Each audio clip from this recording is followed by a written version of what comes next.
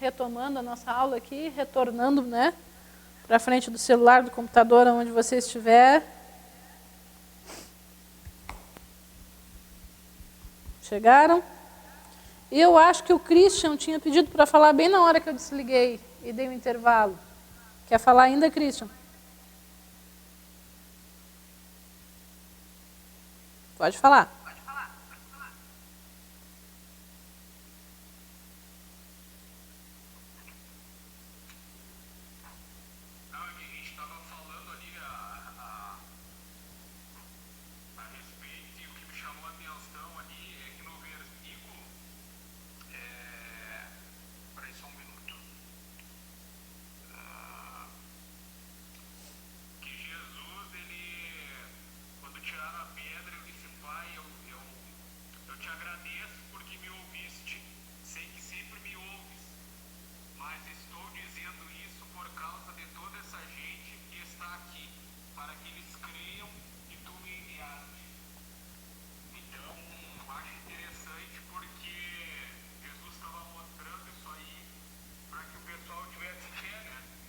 Uhum.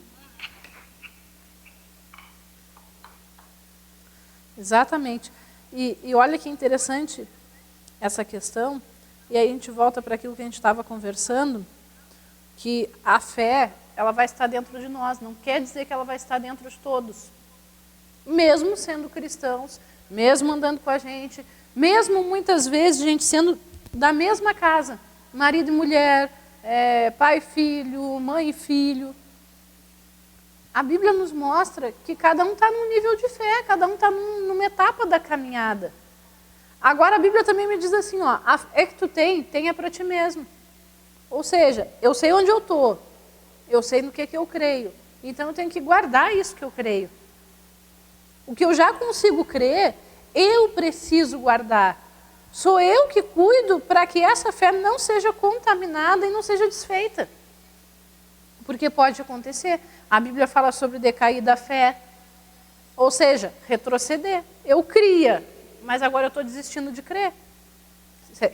Desculpa. Isso é decair da fé. Pode acontecer.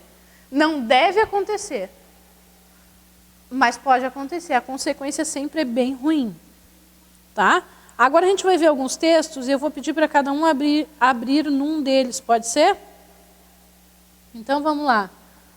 Uma pessoa abre em Romanos 1,17. Outra pessoa abre em Abacuque 2,4. Outra pessoa abre em Gálatas 3,11. E outra pessoa abre em Hebreus 10,38. E eu quero que vocês comecem a ler os textos. Quem abriu em Romanos 1,17 pode ler, por favor.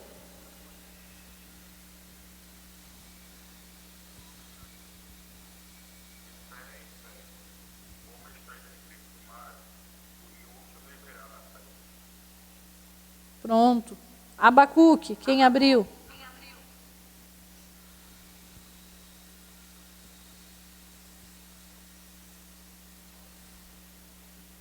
Vamos lá, gente. Quem abriu Abacuque 2, versículo 4.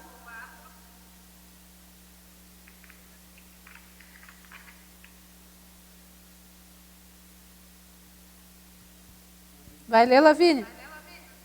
És tu? Pode ser, pode ler Hebreus, pode ler. Pode. E todos aqueles que eu aceito terão fé em mim e viverão. Mas se uma pessoa voltar atrás, eu não ficarei contente com ela. Pronto. Quem abriu em Gálatas ou em Abacuque? Gálatas 3:11.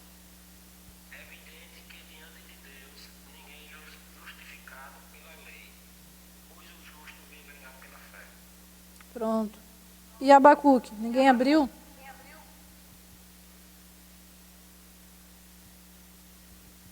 Corre lá, gente. O que diz em Abacuque?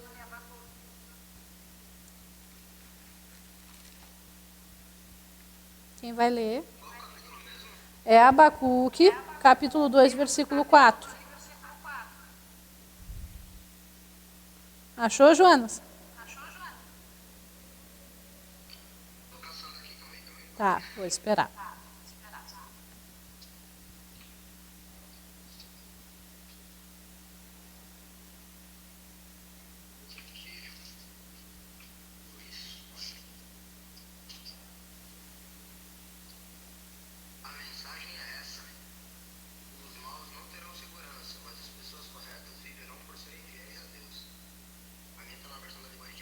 Isso.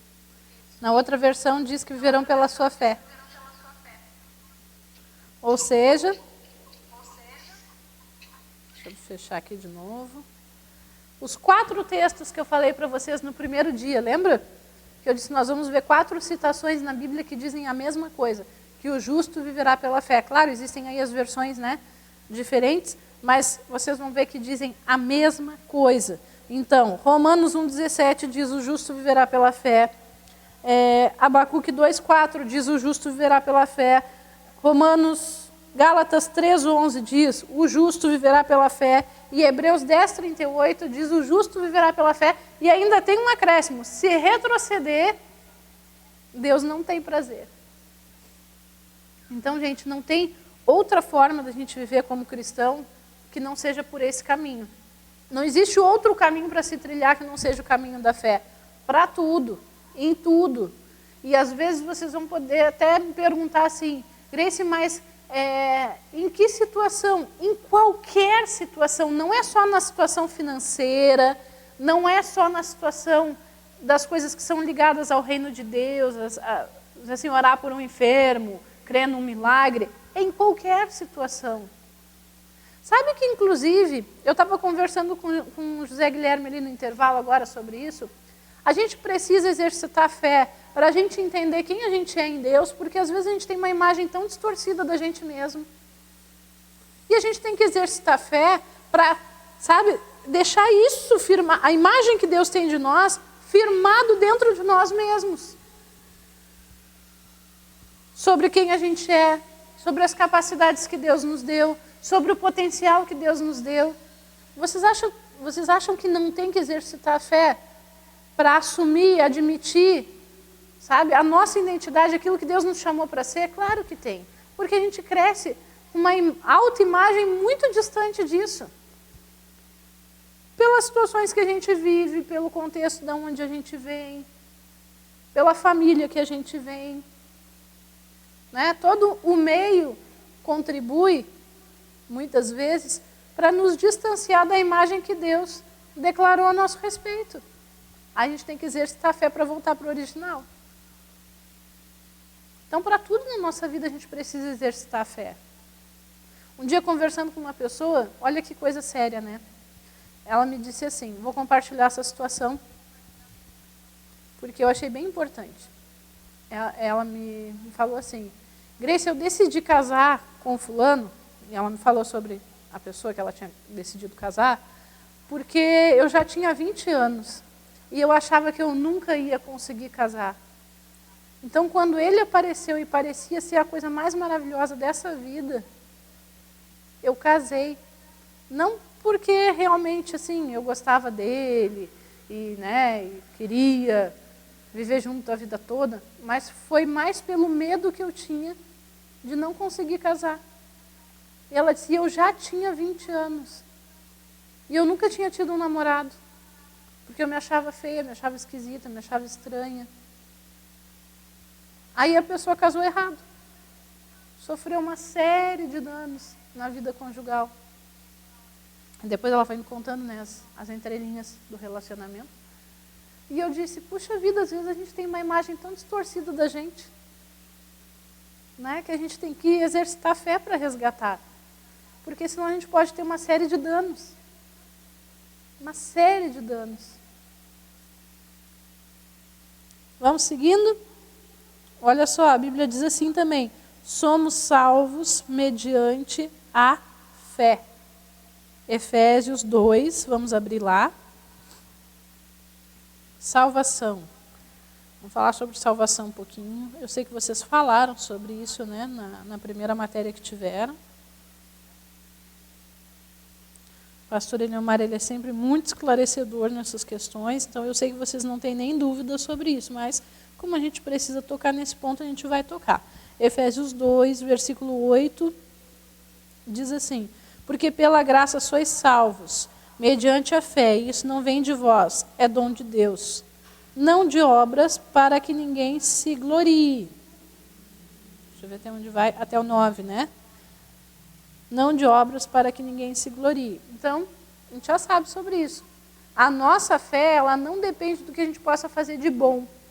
Não é um merecimento, não é um pagamento pelas coisas boas. Aliás, a nossa salvação, troquei. A nossa salvação não é um pagamento pelas coisas boas, né? A nossa salvação, ela vem pela fé. Ela se mantém por uma vida justa, por uma vida íntegra, por uma vida de fé. Já que o justo viverá pela fé, ela se mantém por uma vida de fé. Eu começo na caminhada de volta para o original, de volta para Deus, de volta para o céu, para a morada eterna pela fé, mas eu mantenho essa caminhada também pela fé. Não tem nada que eu possa fazer que seja tão bom que compre e que me faça merecedor dessa recompensa. Certo? Não existe nenhuma obra que seja capaz de, vamos dizer assim, agora eu fiquei 0-0 com Deus, eu fiz isso aqui que foi bem legal, eu consegui zerar minha dívida e está tudo ok. Não, gente, salvação vem pela fé, não é de obras, não é de merecimento.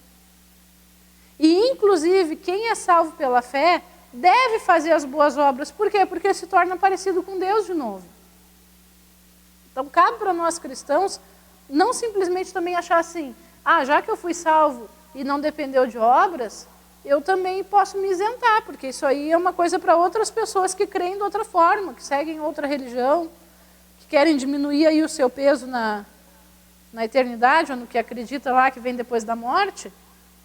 Então, eu não preciso disso. Preciso sim, porque nós fomos salvos para boas obras. Muda a nossa natureza.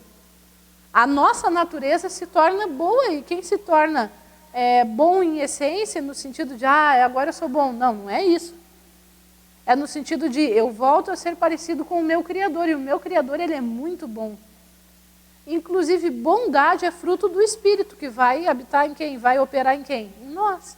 Então, boas obras é para a gente. Mas não para a salvação. É para a gente exercitar durante a vida. Amém? Próximo tópico. Precisamos combater o bom combate da fé. Esse texto, ele é muito legal. Vamos para 1 Timóteo, capítulo 6. 1 Timóteo, capítulo 6. Vamos para lá.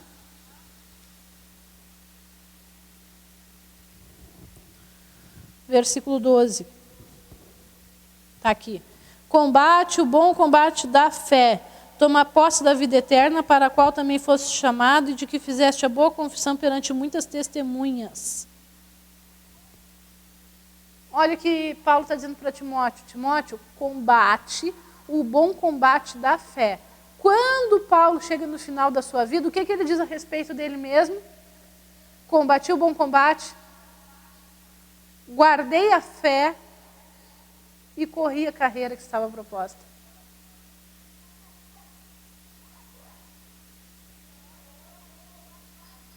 Quem está falando? Alguém falou. Lavínia? Eras tu? Abriu sem querer ali, foi? Acontece. Vamos lá, vamos seguindo então.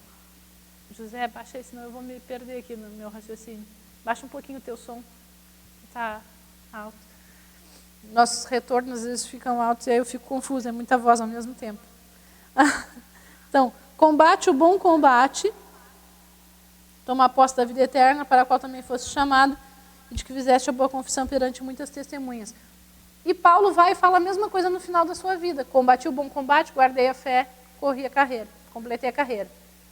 Certo, gente? Então, assim, isso vai nos mostrar mais uma vez de que a vida de fé, ela tem as suas dificuldades, ela tem a sua trajetória, né? Ela tem as suas, como é que eu vou explicar? Deixa eu achar uma palavra que fique boa nesse contexto.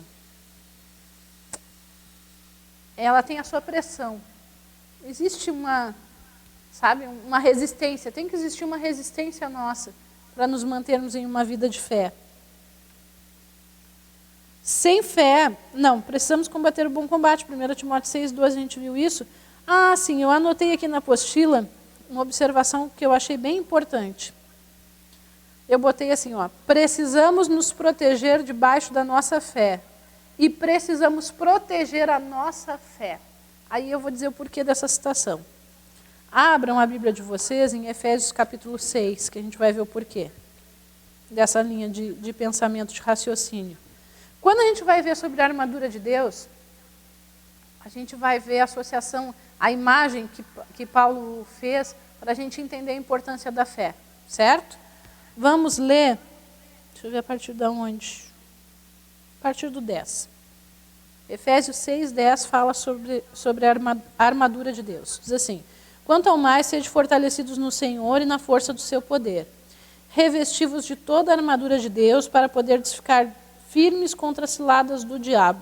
Porque a nossa luta não é contra o sangue e a carne, sim contra os principados e potestades, contra os dominadores deste mundo tenebroso, contra as forças espirituais do mal nas regiões celestes. Portanto, tomai toda a armadura de Deus para que possais resistir. Olha o que eu acabei de falar, tem que existir uma resistência nossa. No dia mau, e depois de ter vencido tudo, permanecer inabaláveis.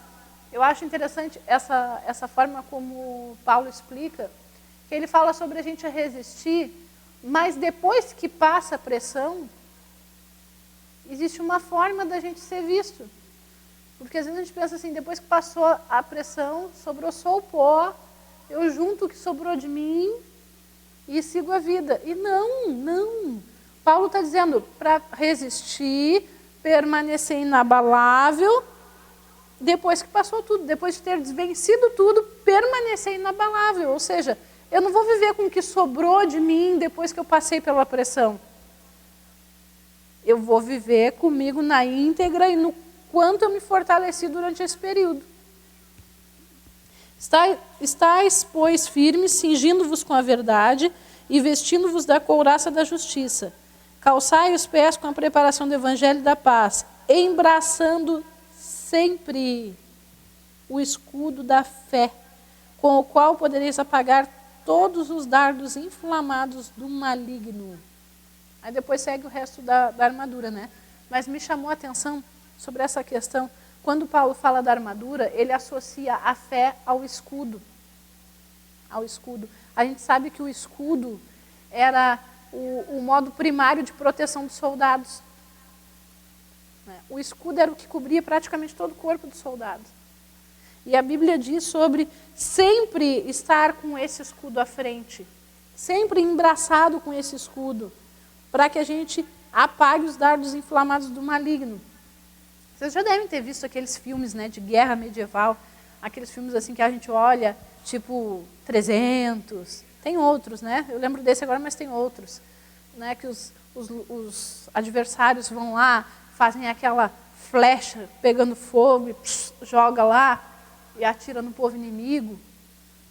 Pensem nessa cena agora. Pensem nessa cena. Aí vocês pensem assim, ó, quando a Bíblia fala sobre os dardos inflamados do maligno, a gente vai entender que o diabo, ele começa de uma forma sutil nas pequenas coisas. Mas existem momentos que ele dá uma ativada nessa pressão. E ele vai lançar exatamente esse tipo de flecha, sabe? Ele vai para esse nível de combate. De incendiar a coisa mesmo. E se a gente ficar lá comendo mosca, esquecendo que a gente tem uma vida de fé, vocês entendem, né? Quando eu falo que a gente está comendo mosca, às vezes a gente está meio desapercebido na vida. Principalmente quando as coisas assim dão uma estabilizada, uma relaxada. Quando a gente mais ou menos chega naquilo que a gente imaginava, às vezes a gente fica assim meio comendo mosca na vida. A gente fica, ai, coisa boa, tá, tem um emprego legal agora, era o que eu queria. eu casei, coisa boa, eu tenho minha família, agora eu mando meu nariz, eu vivo na minha casa, ai, que delícia. Aí fica lá, né, voando. Porque chegou em alguma coisa que queria. E dá aquela distraída no escudo da fé. Sabe? A gente, às vezes, nessa distração, abre a guarda e começa a olhar para outras coisas, a se distrair com outras coisas, a priorizar outras coisas. E aí, por isso que eu faço essa observação, que nós precisamos nos proteger debaixo da nossa fé, porque o dia mal vem, gente, ele não deixa de vir. Certo? Ele não deixa de vir, ele não deixa de acontecer. Então, o nosso escudo da fé, ele tem que ser constante. Agora, deixa eu te dizer uma coisa, quem protege essa nossa fé também somos nós. Porque nessa situação aqui que Paulo está citando, quando ele faz essa imagem para as pessoas entenderem, tudo era falado dentro de um contexto. Para o povo de Éfeso, essa imagem era muito nítida, de um soldado. E ele sabia o quê? Que existia uma preparação para esse escudo. Existia uma preparação para que esse escudo pudesse receber a flecha incendiada, inflamada.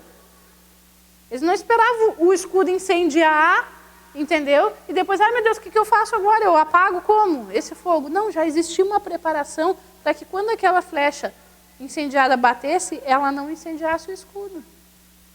E aí a gente precisa trazer isso para a nossa vida hoje e pensar assim, qual é a preparação que eu tenho tido? Qual é o cuidado que eu tenho tido para que o diabo, através de situações, através de pessoas, através de, enfim, não inflame a minha vida com informações, com desgastes, com conflitos, com situações. Então, eu me protejo debaixo da fé que eu tenho, que Deus tem desenvolvido em mim, mas eu também protejo essa fé. Eu não posso deixar as coisas externas contaminarem e comprometerem essa fé. E aí eu vou dar algumas dicas para vocês, que eu particularmente decidi seguir e tem funcionado muito bem. É importante a gente pensar assim, o que pode contaminar a nossa fé? Vamos fazer uma listinha, eu gosto de listinha. Vamos lá. Já vão pensando aí para ajudar. Tá? Eu não quero aquelas respostas genéricas, tá, gente? Vamos ser bem específicos. Vamos lá.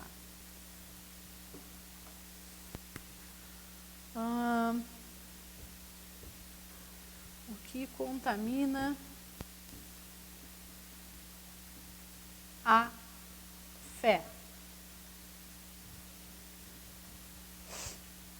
Quero ouvir vocês. O que vocês acham que pode contaminar a nossa fé?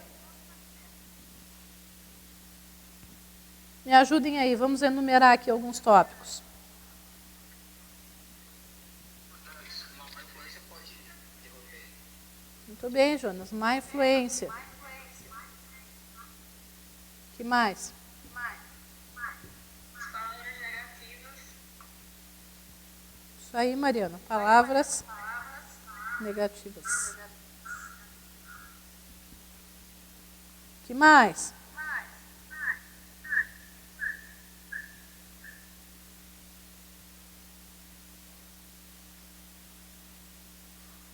Mais nada, gente? O que mais pode contaminar a nossa fé? Negligenciar. Negligenciar o quê, César? A palavra de Deus. E a gente fica bem específico, né? Eu vou abrir um parênteses aqui. Como é que a gente pode negligenciar a palavra de Deus? Existem muitas formas da gente negligenciar a palavra de Deus. A gente pode negligenciar a palavra de Deus relaxando na nossa vida devocional, na nossa leitura da Bíblia, na prática da palavra nas coisas que são mais difíceis para nós. Oi, Christian. Não obedecendo a palavra. E existem muitas formas da gente não obedecer a palavra, né? É bem abrangente. Que mais? Que contamina a nossa fé? Zona de conforto. A zona de conforto é uma coisa séria, né? Ai, peraí. Só um pouquinho, Jonas. Peraí que eu tive que baixar porque tá dando microfonia. Deixa eu só anotar aqui, já te chamo. Zona de conforto. Deixa eu tentar agora. Pronto, acho que vai dar. Fala, Jonas.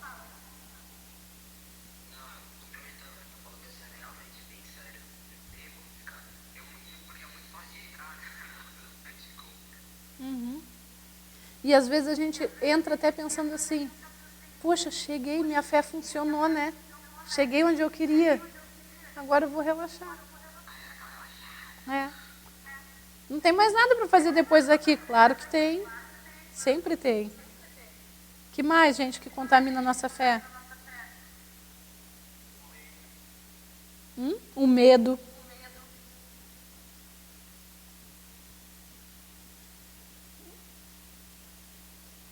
Eu gosto de falar sobre isso. Vamos pensar aí. Tipos de medo. Que coisas que a gente pode ter medo que contaminam a nossa fé?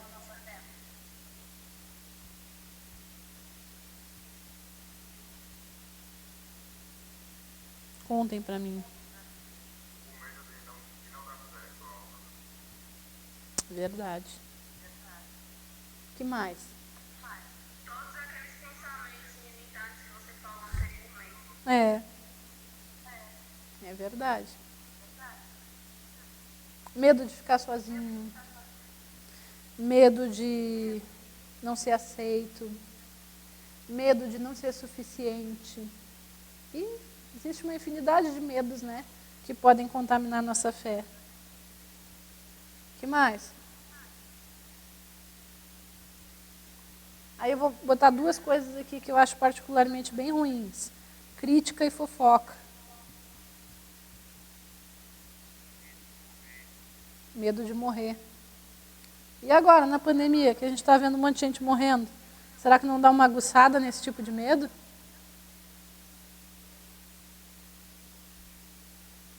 Mais alguma? Acho que essas estão bem interessantes, né? Vou fechar aqui a câmera e vamos lá. Opa, para aí que eu saí, eu acho, da chamada. Deixa eu voltar. Voltei. Jorge ia falar? Era o Jorge? Ou era o César?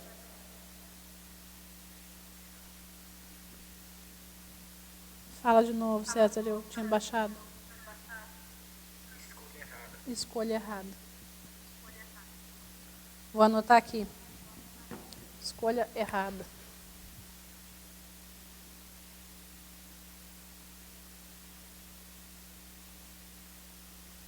Então, o que contamina a nossa fé? Pode ser todas essas coisas. E existem muitas outras.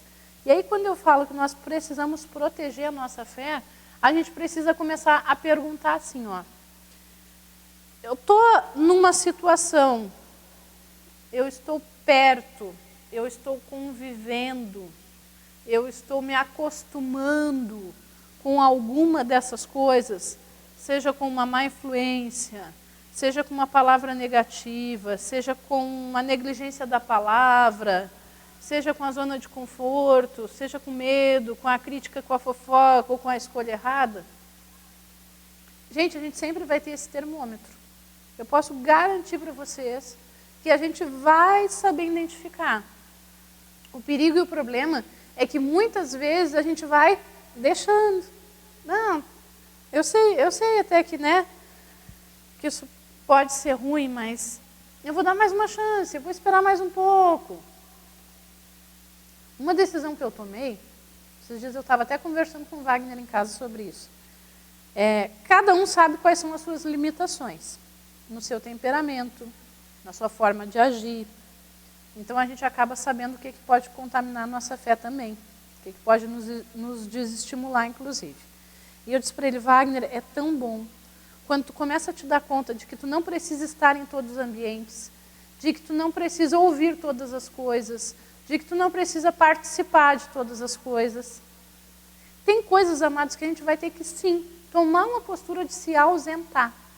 Não é se tornar aquele crente chato e crítico também, que não faz parte de nada, que não vai na casa de ninguém, que não, sabe? Não é isso. Mas a gente tem o Espírito Santo dentro. Nós temos a ajuda do Espírito e ele vai levantar dentro de nós aquela sinalização de que, opa, deu, isso aqui não é mais lugar para mim, essa conversa aqui não dá mais para mim, eu não deveria estar aqui, eu não deveria estar fazendo parte disso, eu não deveria estar ouvindo isso, eu não deveria estar concordando com isso. Não dá. Né? Bem no início da pandemia, a gente vivenciou uma situação bem interessante, que combina muito com essa situação de medo. Nós estávamos num lugar, eu e mais algumas pessoas, e a gente estava na chácara, tá? Eu e mais algumas pessoas. E aí os homens vieram para a cidade, porque tinham que fazer o culto online, e lá na chácara é péssimo o sinal de internet. Tem muita coisa que a gente não consegue acompanhar pela internet, então não tinha como a gente acompanhar o culto online. O que a gente fez? A gente fez a pior coisa que podia fazer, a gente ligou no Fantástico, porque era o que estava dando na hora na televisão. E aí começou a dar as notícias, né? No início da pandemia, aquela reportagem e tal, e falando sobre o coronavírus, e lá vai, lá vai, lá vai. E até então nós estávamos ali, já fazia mais de um dia, a gente tinha ido no sábado, então a gente já tinha convivido todo sábado, todo domingo, final do domingo isso já era, né? Era dia de culto, e iríamos voltar na segunda-feira para casa. E aí, de repente, eu disse, isso é só notícia ruim, eu vou descer lá para a cozinha e vou preparar alguma coisa para a gente comer, que eu já estou com fome. Desci para a cozinha, fui, tal. Aí uma pessoa ficou ouvindo o resto da reportagem. Quando essa pessoa chegou na cozinha, ela pegou o tubo do álcool, pegou um pano e saiu passando em tudo. E eu disse, então quer dizer que se algum de nós tivesse contaminado, ia passar só agora. Esses 2 dias que a gente passou junto, então ele estava de férias. E a gente caiu na risada.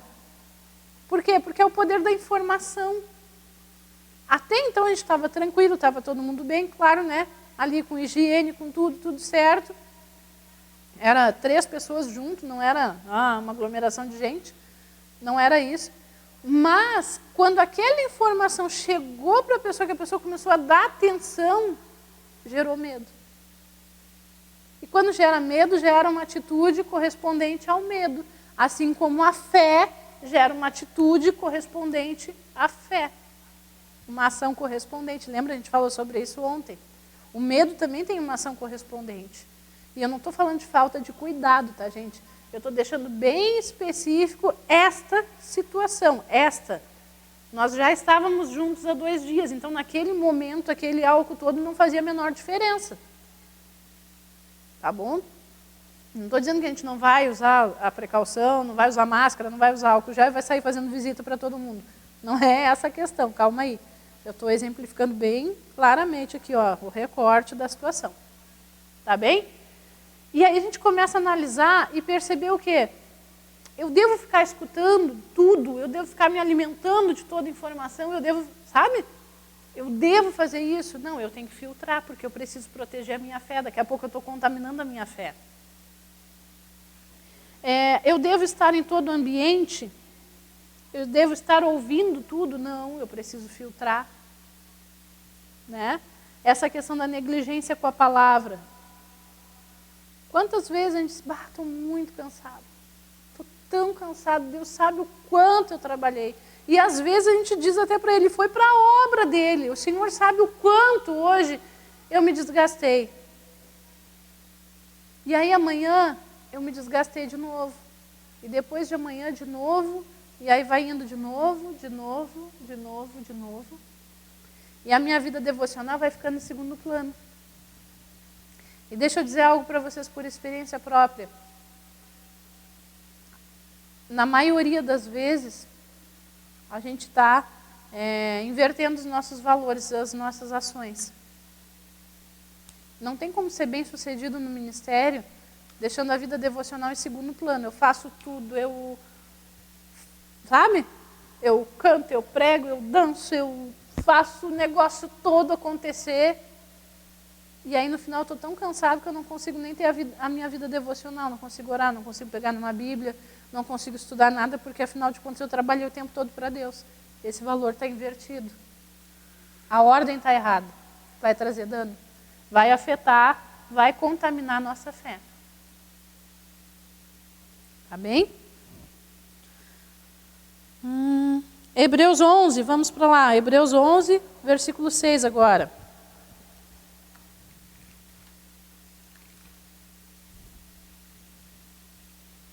Hebreus capítulo 11, versículo 6. Olha o que diz lá. De fato, sem fé é impossível agradar a Deus, porquanto é necessário que aquele que se aproxima de Deus creia que Ele existe e que se torna galardoador dos que o buscam.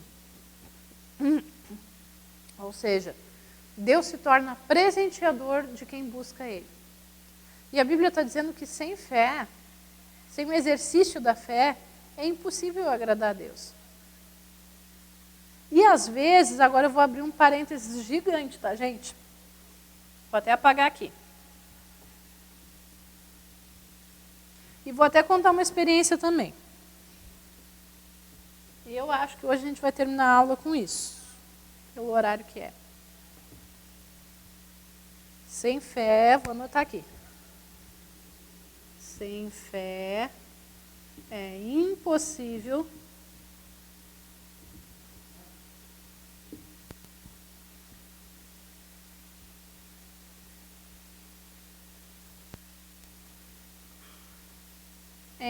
agradar a Deus. Ah, Grace, que legal esse versículo, Hebreus 11, 6, já sei até de cor. Eu posso ter excessos na minha vida. E excessos para Deus, como eu acabei de citar, né? Eu posso ter muito trabalho para Deus, inclusive, mais trabalho e menos fé. Como é que fica o resultado? Resultado negativo.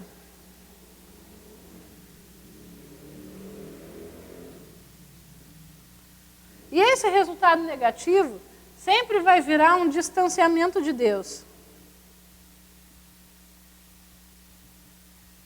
E aí eu vou te contar um segredo. Esse distanciamento de Deus pode acontecer, inclusive, eu estando todo o tempo dentro da igreja, inclusive trabalhando na igreja. Muito trabalho, muito esforço, muito para a obra, muito para Deus, ao ponto de não ter tempo para fortalecer o quê? A minha fé. A Bíblia diz que a fé vem pelo ouvir e o ouvir vem pela palavra de Deus. Ou seja, se eu tenho tanto trabalho que eu não tenho tempo para dedicar para os meus ouvidos receberem informações de fé, eu vou ter um resultado negativo. E eu vou ter um distanciamento de Deus, mesmo passando o tempo todo trabalhando para Ele.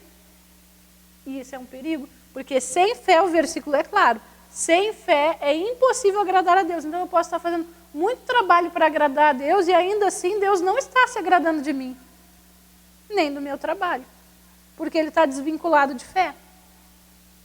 Vou contar um exemplo. Uma vez, já faz bastante tempo, graças a Deus, né, já deu tempo de consertar, a gente fez um retiro de jovens. Na época a gente trabalhava com os jovens, na primeira vez que a gente trabalhou com os jovens. Não, a gente não trabalhava com os jovens ainda. Eu fui para ajudar num retiro de jovens. A gente ainda não estava trabalhando com eles. E aí, eu me lembro que a gente pegou um carro emprestado, que na época a gente não tinha carro. E o carro gastava muito. Gastava demais, assim. E a gente tinha um orçamento bem apertado para aquele retiro, e a gente fez uma conta, assim, de valor de gasolina para aquele carro, e o carro gastou o dobro, gente, do que a gente tinha se proposto a gastar.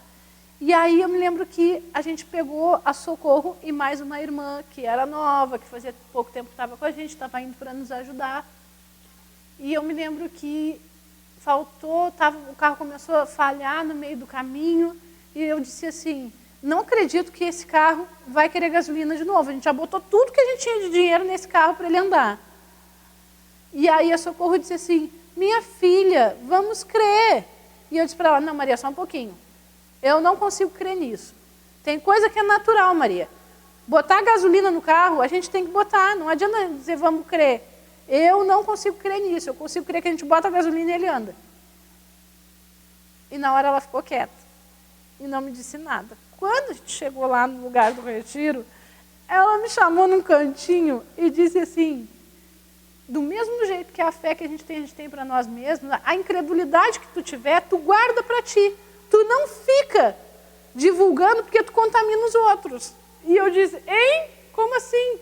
Eu disse, Maria, mas é uma coisa lógica. Aí eu quis argumentar, né? Isso é uma coisa lógica. Se a gente não botar gasolina, o carro não anda. E ela disse, minha filha, fé é fé, não é lógico. Se existe uma necessidade, a gente precisa que o carro ande. E não tem o dinheiro para gasolina, a gente crê e o carro anda. Então escuta o que eu estou dizendo, guarda para ti. Porque a irmã que estava junto não precisava ouvir a incredulidade. Gente, e eu vou contar uma coisa para vocês. Eu saí dali bem braba, bem descontente com o que eu tinha ouvido. Depois eu fui para casa, aí passa um tempinho assim, a gente vai refletindo. E eu cheguei à conclusão de que eu estava errada mesmo. Por quê? Porque aquela pessoa que foi com a gente, ela estava conversando comigo ali, ela disse, quem olha para a gente, espera que pelo menos a gente creia. Se a gente não crê, como é que a gente vai ensinar as pessoas a crer? Aí eu comecei a ficar com vergonha. Eu digo, Maria, é verdade. Tens toda a razão. Porque é assim, gente. As pessoas chegam na igreja e elas esperam ver que quem está na igreja já está crendo. E principalmente se tiver uma ocupação dentro da igreja. E aí eu comecei a pensar, meu Deus, eu posso fazer a pessoa tropeçar por causa de uma declaração de incredulidade. E aí eu digo para vocês, e eu estava trabalhando ali, eu estava trabalhando muito. Tanto ao ponto de não conseguir dar tempo para fortalecer a minha fé. Então, embora eu estivesse trabalhando muito, eu estava gerando um resultado negativo. Com o meu posicionamento, com a minha declaração, e não só eu estava me distanciando do que Deus podia fazer naquele momento que a gente precisava, como eu podia estar distanciando outras pessoas e achando que eu estava fazendo o máximo para Deus. Então, olha o perigo. Como eu disse para vocês, já faz um bom tempo, já deu tempo de consertar, já está tudo certo, tudo consertado. Tá bem? Vamos lá, vamos abrir as câmeras agora, está terminando a nossa aula. E hoje é sexta-feira, hoje é dia de descansar, né? Comer uma coisinha diferente. Está terminando a nossa aula, a gente vai terminar bem animado. Amém? Abram as câmeras aí, para a gente se despedir. Vamos lá, está sendo bom, está sendo proveitoso, vocês estão conseguindo pegar, absorver de Deus nessa matéria, como é que está sendo para vocês? Quero saber de vocês. Vou olhar lá para o monitor grande que eu consigo me localizar melhor.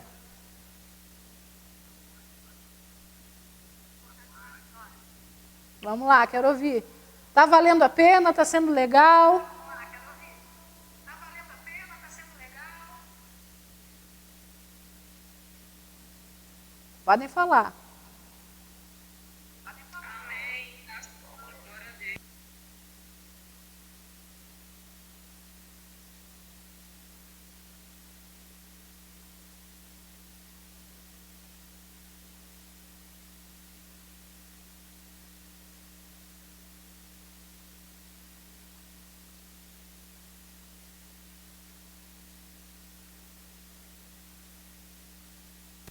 Você deve ter falado com a minha mãe e ela descontou tudo, né? Não.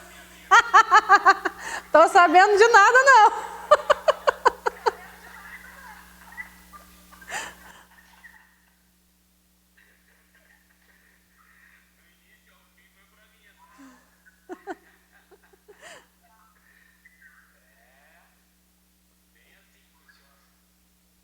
coisa boa, né? Glória a Deus. Deus sabe tudo. Ainda bem que eu não sei de nada. Jorge, fala.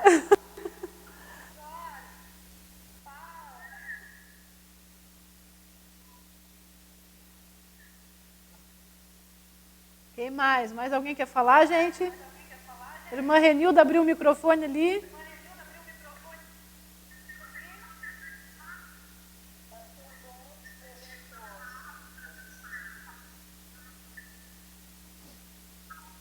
Que coisa boa, gente.